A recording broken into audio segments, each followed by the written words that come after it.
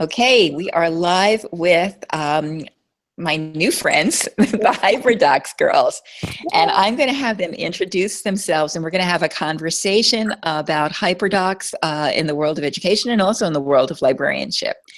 Friends, who'd like to get started? Hi, everybody. My name is Kelly Hilton, and I'm an instructional coach here in San Francisco Bay Area in Pleasanton, California. I'm Lisa Highfill. I'm also an instructional technology coach in the same district. And I'm Sarah Landis, and I'm actually a literacy coach. So the three of us are all former fifth grade teachers who had an opportunity to move into coaching roles and work together, put our heads together, and the rest is history. History in the making, I should say. Okay, so I came across your app. I was thinking about app smashing, and then I got really excited about the notion of how so much of what I was doing was really creating HyperDocs. Could you talk to me about how you how you came up with the idea of HyperDocs, why they're important, and how you see them used in the classroom and then maybe the library? I know. Let's start with one question at a time. How about that? How did all this get started? So we were, in our, as classroom teachers, we were using technology all the time. And when we moved into the role of coaching, we saw teachers struggling with, not focusing on the tool first or the technology, but really bringing in good pedagogy, how they deliver their lessons, along with the content moving into, we're using Common Core standards and new curriculum being adopted. And so we really wanted to marry the three, technology, good pedagogy, and good content. And so that's where we decided that it needed to be in digital lesson design. And that's how we developed and named, actually, we created the name HyperDocs to represent good instructional digital lessons that teachers design and give straight to the students instead of keeping them for themselves. Yeah, I mean, that was definitely it. And also as coaches and classroom teachers, we noticed that we were packaging our lessons with a flow. We kind of went beyond just using the doc for what it was first initially intended for, I think. And we started building lessons from start to finish and sharing them with each other and really seeing the potential of how easy it is to file, make a copy when you have already these resources all together, and then seeing how the kids could start, if you build the structure within the HyperDoc, the kids could take that and start building their own research projects and going beyond the classroom, which was really exciting. And the flow itself started with just sort of what we knew about good teaching, and then really authoring the book gave the three of us an opportunity to have conversations to name all of the thinking behind our instructional and teaching practices that are within the book as far as good teaching with technology. And the only thing I would add on is just that when you build a HyperDoc, you're building a digital lesson with your students in mind. So it's really powerful because it encourages the teacher to think first about their students and then about what pedagogy fits that class, and then about what tools are going to be best suited for that lesson. And so it's just really neat because you're going to be handing that HyperDoc over to your students. You start with them in mind, and everything else just kind of falls into place after that.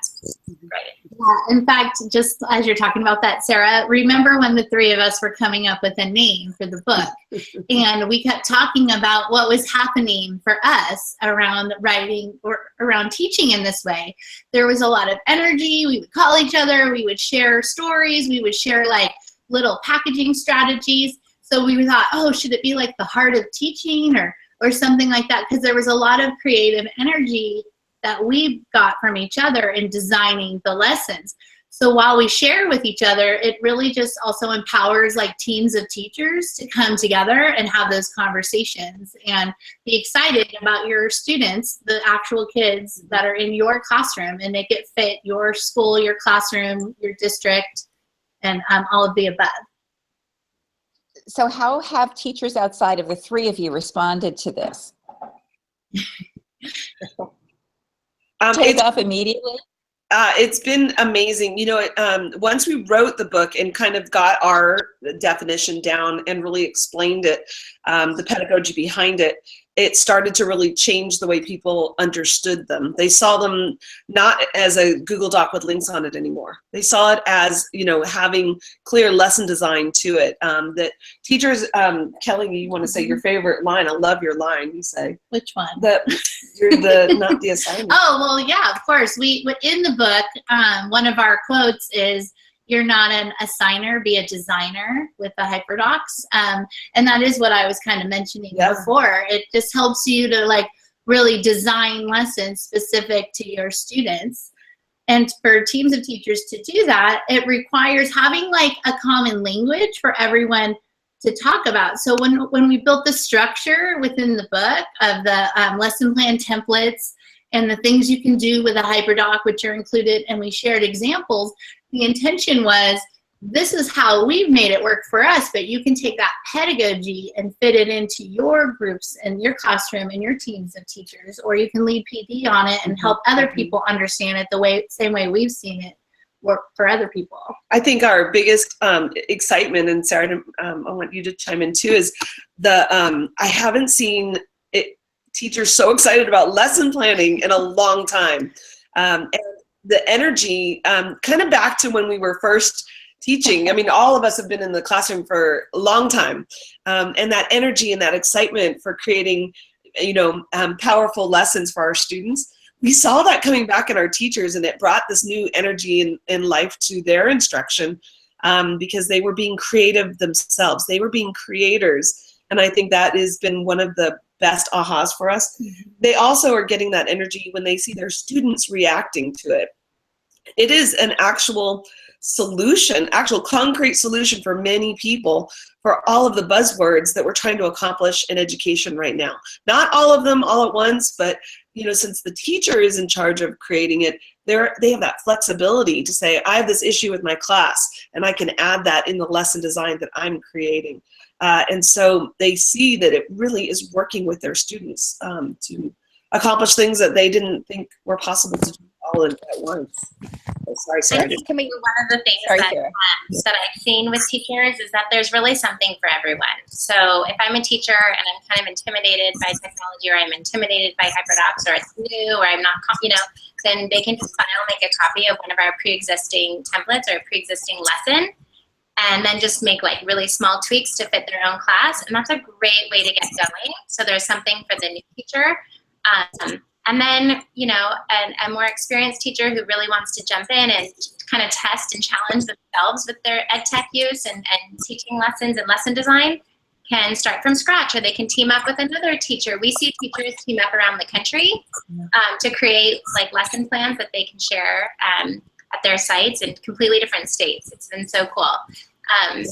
You know, and some teachers are really putting their work out there now and asking for feedback. And so I really feel like the teacher response is really wide and varied based on teachers and their experience. And there's just, I love it because we feel like there's something for everyone. I think you said a whole bunch of things that I think are really important for me to amplify here. Number one, there's been a real paradigm shift. When I entered teaching, there was this file cabinet, don't touch my file cabinet approach, and people would hoard their lessons and not share with the new teacher who was coming in these fabulous mimeograph sheets. That's over. You also spoke about the notion of networks, and so you know, what I'm seeing surrounding the work that you're doing is also, you know, folks are looking for HyperDocs on Twitter by using your hashtag. People are sharing and using each other's templates. There's no need to really start from scratch, and yet you can customize and differentiate within the documents. And then just a couple of things I wanted to kind of push out that I think, because the three of us have thinking about this for a while, may not be obvious to my students and the people who read what I'm writing in my blog post. When we say docs, they're not necessarily only docs. So a HyperDoc may start as a Google Doc, but it's not necessarily it doesn't have, it's your home is for it perhaps, and it may link to other Google Docs. It may lead to students' work on Google Docs, but it's linking to far more than Google Docs. Can you talk more about the kind of variety of options a student might see or a teacher might offer within a HyperDoc? Sure. Yeah. We talked about it. Sarah, do you want to go first? I was just going to say, it really comes down to packaging in the same way that we package learning experiences for our students. You know, sometimes you do a simulation. Sometimes you do, you have kids create a project of some sort. Sometimes there's, there's just so many different ways to teach. And so I think the same is true for lesson design. There's different ways you can package the learning for kids. You can do it on a doc. You can do it on a Google Slides because that has different benefits. You can use a map. So I think it comes back to that core of what we believe is good instruction, which is really just centered around how are kids going to learn best, and what's most ideal packaging for this. And I know Lisa and Kelly will want to add on to that. Yeah, the packaging is a super exciting big part of the lesson conversation, because you have like your starting point, as Sarah mentioned, maybe it's going to be a Google map because you're doing an incredible geography lesson. Maybe it's going to be Google Slides because you like having the different objectives on each slide for the students. Maybe it's going to be a Google Doc because you can have the flow all in one place. It also comes down to the workflow. So we have conversations about, well, what are we going to do with this technology? We have all these options, Google Classroom or a shortened URL, or an open public site that kids are contributing to. So that's why even within the lesson design template, we have these 7 steps where you're really thinking about how you're going to use the technology, starting with how are you going to engage your students? How are you going to give them an opportunity to explore the content? How will you eventually fully explain your direct teaching instruction? How will they have an opportunity to apply or show their learning?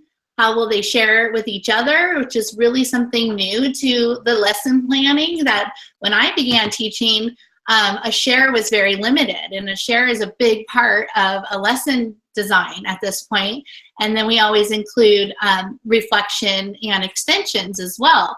And so that's why we really think with the packaging, as you're thinking about all those steps, you can sometimes, just like any teacher, use all of those steps in your lesson or just a portion of them, but the packaging kind of aligns with the pedagogy as well. Mm-hmm. Do you want to add on to that? And I think it comes down to, like, you have a lot of questions to ask when you're creating a lesson about assessment, for example. And if you have a lot of students, if you're middle school or high school, it's hard to read 150 HyperDocs. So maybe you're going to package yours on a Google form where student responses come into a spreadsheet. I mean, that's a great way to package.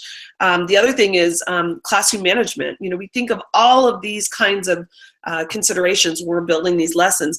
If you're working with really young students, and it's one of the biggest challenges is if they click away from the actual HyperDoc, they end up getting a lot of tabs. And so can you embed everything into a Google slide instead? So you're not sending them to YouTube, you embed the video right on the slide. All things to consider.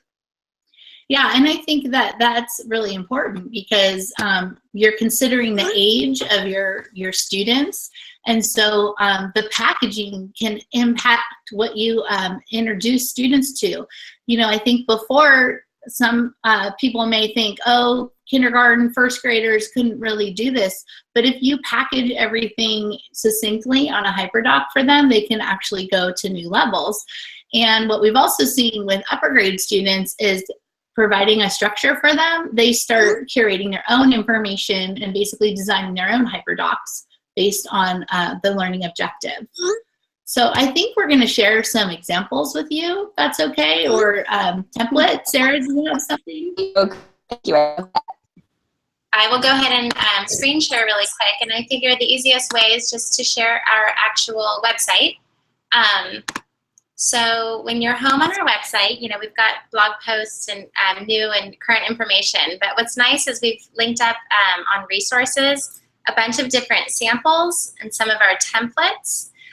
So when you click into our samples and templates page, what's nice is we have not only the curated lessons by content area, which you can just check out any of these here. But we challenged ourselves to take a look at the Sammer model. And, you know, there's so much talk about how we use technology effectively. And what's great is we can actually take a look at several different samples aligned to, you know, substitution, augmentation. I know for us, like, we said, you know what, it's okay if not all of our HyperDocs are reaching redefinition. Sometimes you just need to quickly create a HyperDoc that's going to substitute something that you would have done naturally. And that's like, you know, here's a good example of just teaching our students some simple digital note taking. I know, Joyce, you were talking a lot about digital literacy and how it's changed. And sometimes we just want to teach our kids to have one tab open where they're reading content on the internet, and the other tab is a note-taking, you know, HyperDoc, things like that. And then you want to reach into higher levels of technology integration, so that might look more like augmentation.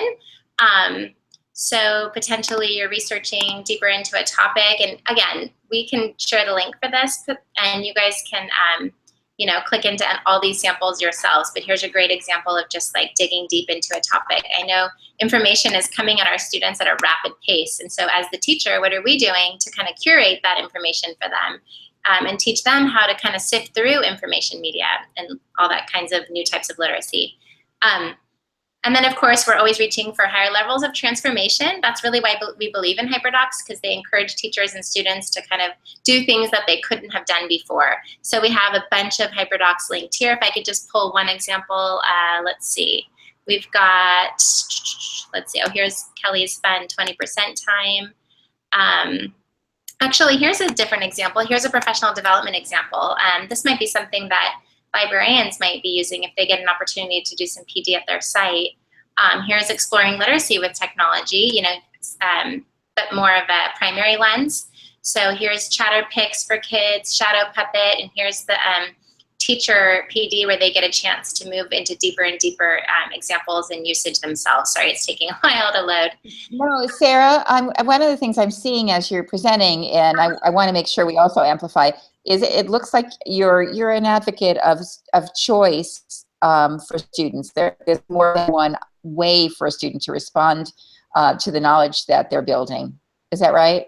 I am so glad you brought that up. That is something that we work so hard to do. Actually, that's a critical piece to HyperDocs. There's a couple of things that we try really hard to hold true to. And one of those is giving students choice. We always kind of remind ourselves too of the 4 C's. So has there been an opportunity to collaborate built into that lesson? Has there been an opportunity for kids to create? So we're not just giving them information and asking them to consume that, but is there a reverse opportunity to create something? So there are a couple things, and of course that's where the choice factor comes in. I think even when working with adults, we know that choice is really important to learning theory in general. So I'm so glad that that pops out at you, because that's something that we've really tried to stay true to. So we encourage other people to just kind of check out our website. I can just show one other quick thing, which has been really powerful. And you talked about kind of the teachers sharing and crowdsourcing, and we do live in a different time. We don't keep all of our lessons, you know, just in our file cabinet. Let me go ahead and screen share one more time. And we did start Teachers Give Teachers. Hopefully it'll work in 1 second here. We did start Teachers Give Teachers with this idea that with, you know, that little blue share button in the top right corner, it's so easy to share our work with others and potentially reach other students. I mean, we might have 30-something kids in our own class or 180 students, but through Teachers Give Teachers, you can go on and you can donate a lesson plan, you can give one, or you can take it upon yourself to just hop on and go shopping and take one. It's great. You can just search for a relevant topic. I can search for 4th grade.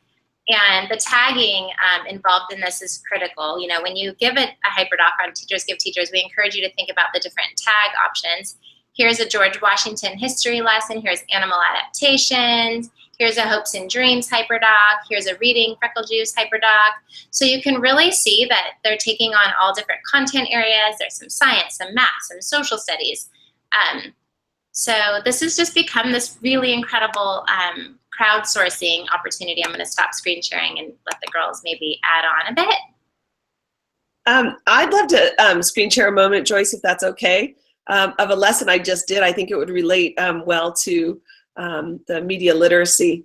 There we go. So we, in fourth grade, we were, a teacher asked me to come in and help our class decipher between fact and fiction when they were evaluating websites. And so the lesson design in this, you could see it and think, oh, this is just a bunch of graphic organizers or links on here. But the flow was really important in the way it was taught. We did it in a blended method. So this was direct instruction. We asked them, what do you think?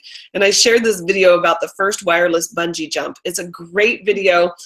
Ends up it's an IKEA video. It is not true, but every one of those fourth graders, having just studied magnets, and it talks about magnetism, they thought that that was true, the video. And we talked about why they think it was true. And they were like, well, there's scientists there and they have papers and graphs and charts. So we got a little deeper and talked about tips for determining validity. Well, you know what? We really needed to talk about what validity meant.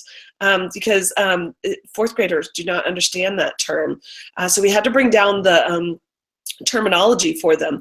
And this really helped us. One of our coaching partners, Scott Padway, made this. He said, check for the authority, the coverage, and the red flags. Then they went and looked at a real website. This is National Geographic's for Kids. And we asked them to record the website features. Rather than us telling kids what are the features of a website, we wanted it to be active learning, engaged learning, and let the kids explore the content rather than being told all of the time. And so they were really quick to say the elements of a real website. And then I'm sure you've seen many of these. They are some of my favorite fake websites. Oh my gosh, the Dog Island. If you've not seen Dog Island, it's wonderful. And I cannot believe their ability to go through these sites, you know, at 9 years old, and to be able to put evidence to support their opinion, whether they were real or fake. The kids were fabulous with this. And just the fact that they became questioners of content rather than just accepting it. Was a great example of a lesson that a HyperDoc lesson I think went really well.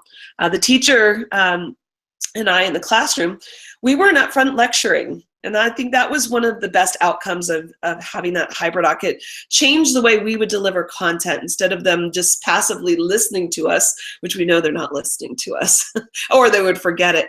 It was all hands on deck. You know, we weren't one-to-one in the classroom. Kids were sharing devices, and they were having a powerful conversation with each other, which was so important because the whole time the teacher and I were walking around listening to what level are they understanding this at. I mean, I think that's the most important part. We had formative assessment happening right on the spot by listening to their conversations. And those who were confused or not quite getting it, we sat with them and nudged them a little further and helped them personally, individually, being, you know, we were able to work with language learners at that time. And some of the really gifted students who were coming up with some great examples and ways to decipher these sites, we're able to have conversations with them as well. I think that's something we can't emphasize enough about HyperDocs, is that it frees you from that lecture. It's one solution to let you be beside your students while they're learning. Another thing I was thinking when you were talking about that lesson was that the less aggressive learners are having their voices heard because they're seeing the knowledge being built with each other, and they don't need to raise their hand and fight the flood of hands that are being raised to contribute.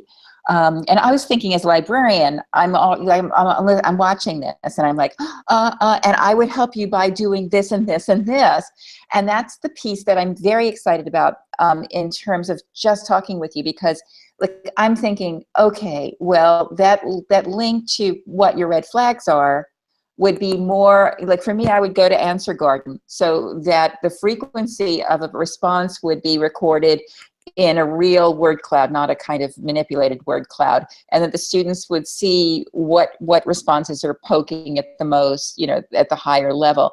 But I would also have I could give you as a librarian, and I would free you from some of the, you know, we could divide the work up in a way that was different. So if you were a math teacher and you weren't necessarily fluent with all of the various different parts of the Google Suite or the Google Classroom apps, I would be the one who would be helping you figure that out, and I would get your research, and I would check those bibliographies, and I would set that spreadsheet up for dumping into, and I would be able to help you with all that. I would find the right books for you to embed from your from the subscriptions that we have that I could embed for free, or a free Google book that I could grab and embed in there. So I would be like super excited about this collaboration in a very new way. And what I haven't really, although I've seen librarians talking about this, I haven't seen it as a thing yet. And I want us to make this a thing together, if you don't mind. I'll do the work. But I want you, just like Abigail Adams said, remember the librarians, we're here too. And and I keep thinking also about Tim Berners-Lee, right?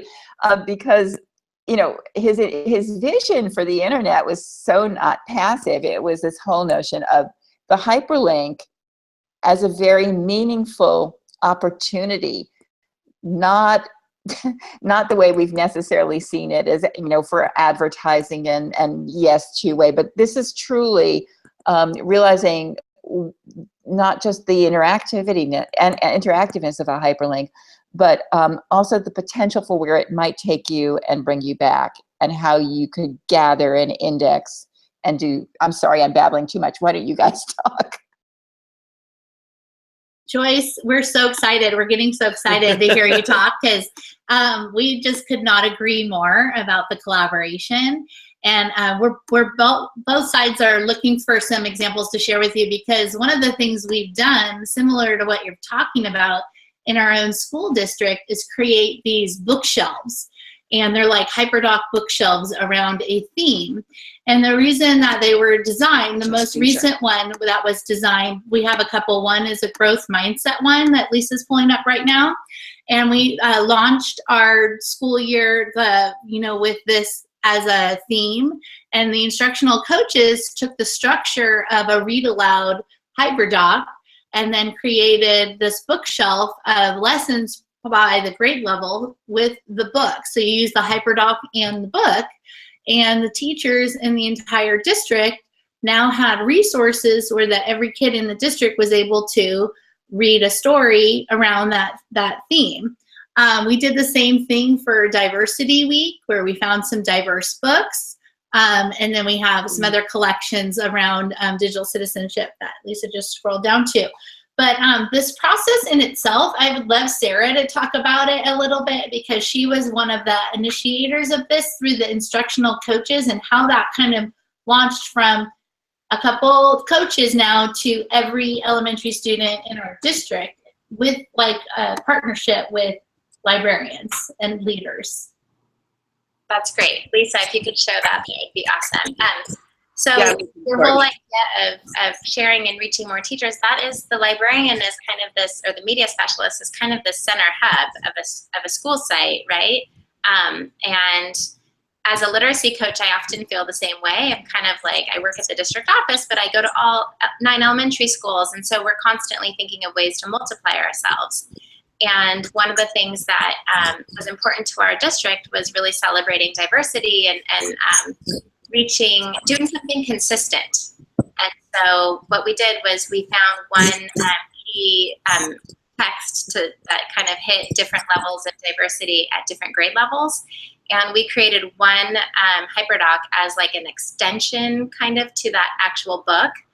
And so we were able to push out the HyperDoc so that all kindergartners had the same book read to them with this follow-up lesson. All first graders in our district had the same book with the same lesson. All second grade, you get the idea.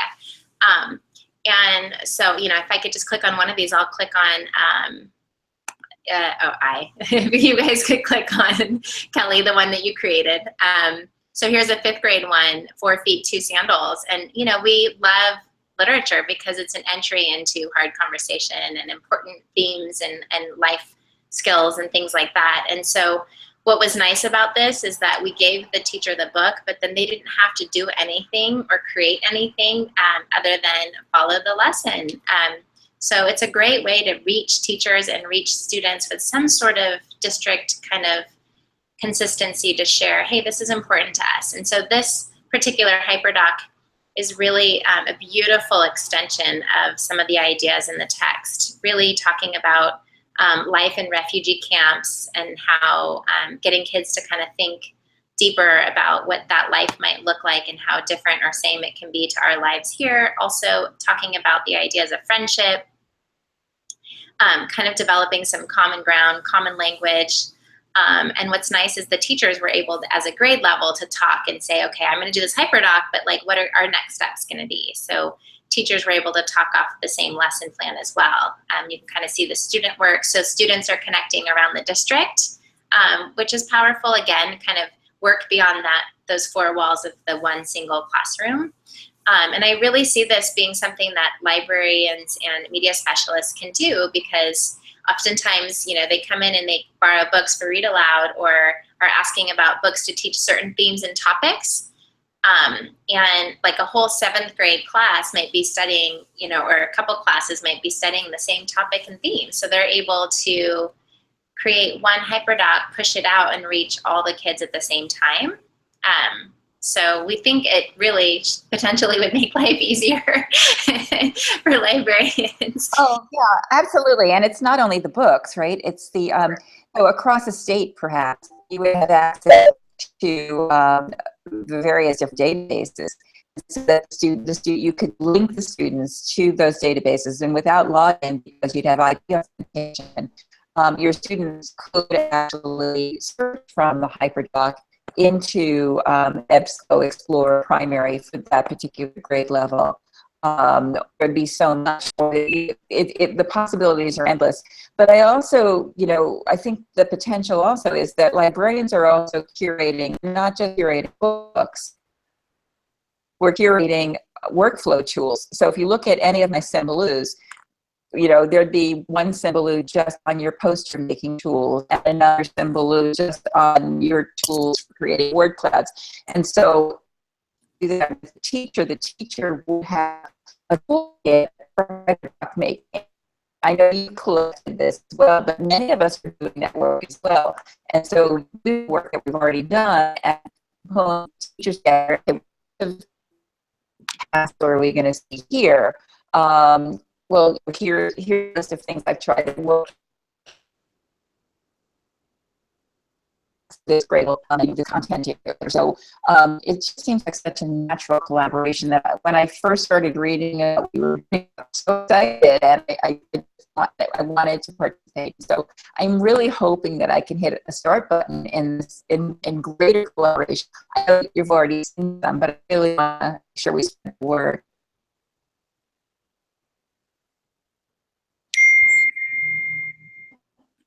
Joyce, I just want to add on to what you're saying as well. I think the power of the media specialist or the librarian collaborating with educators, you're kind of that place that everybody gathers. So you kind of have a nice big view of a school site.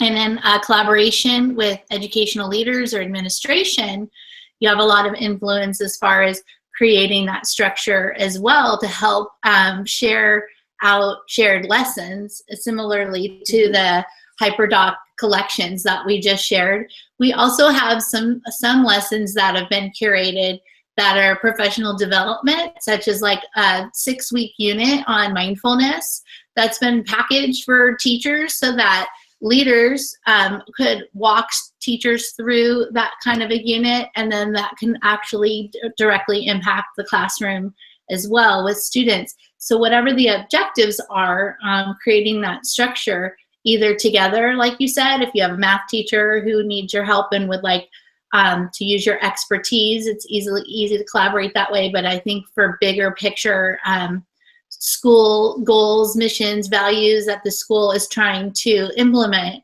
there's a lot of potential there with HyperDocs for sure.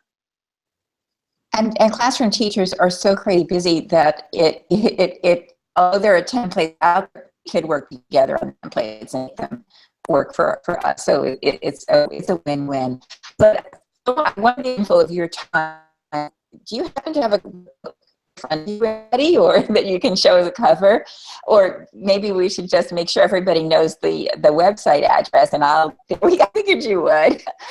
So we all should go out and get or order the HyperDoc handbook. And there's a beautifully framed image of the two of you around the book. It's great. So great. So do you guys have any kind of beautiful, I'm going to take screenshots of all of this. Oh my goodness. But poor Sarah, she's been left out. Do you have any final words of inspiration for my students or my readers? Oh, she's getting one too. There we go. Excellent job. I know they're going to be inspired. We leave them with. Yeah, sure. Joyce, I just want to thank you for this opportunity, and for your future students, whether they be tenured teachers or brand new teachers, because I mainly work with brand new teachers and tenured teachers sometimes too, but mostly brand new teachers.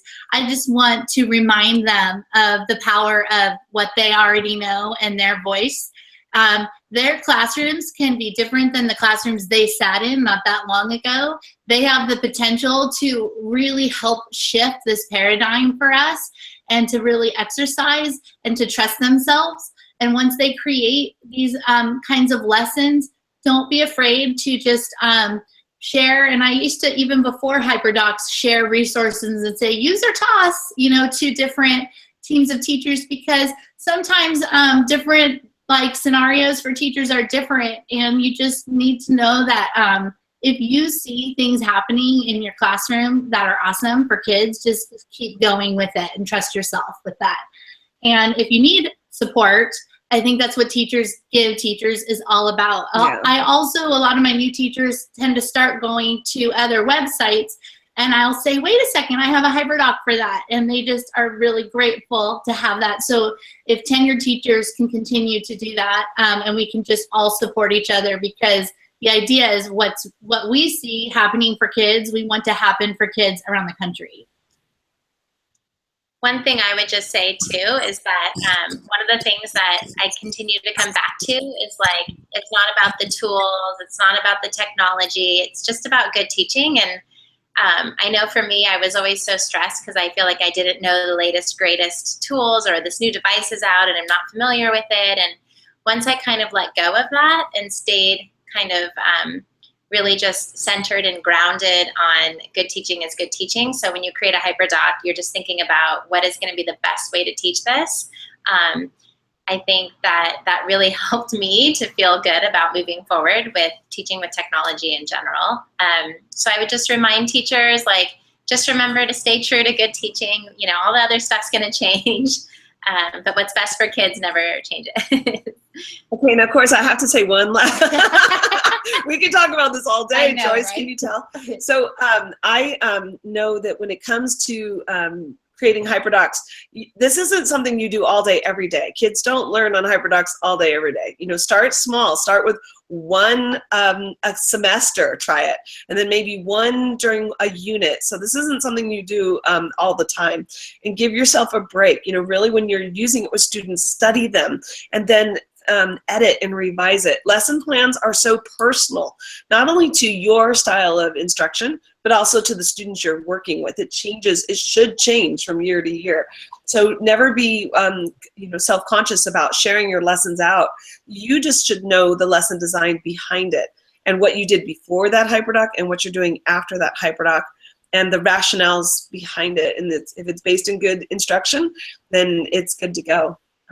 So there. Thank you, ladies. I wanted to ask you one question. How much do you care about your name being on the original document and moving forward as it kind of goes through the oral history or the oral telling kind of process? Do you care? Is that important that the name stay with it? I think it definitely is. There's no rules around that, but it's really nice, I think, if people notice that someone's created something and put their name on it, which we encourage everybody to do that. put your name on it. And then if you end up using it or remixing it, if you use the same HyperDoc, we encourage people to leave that other person's name on it so they can get credit for it.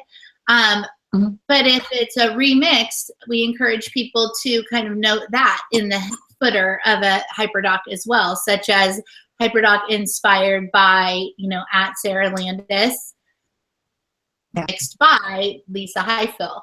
And we even do that for each other because in a sharing community, it's really wonderful to, it feels good when people take your ideas and want to use them in the classroom, but it even feels better to know like they honor that you already had put that time and effort in.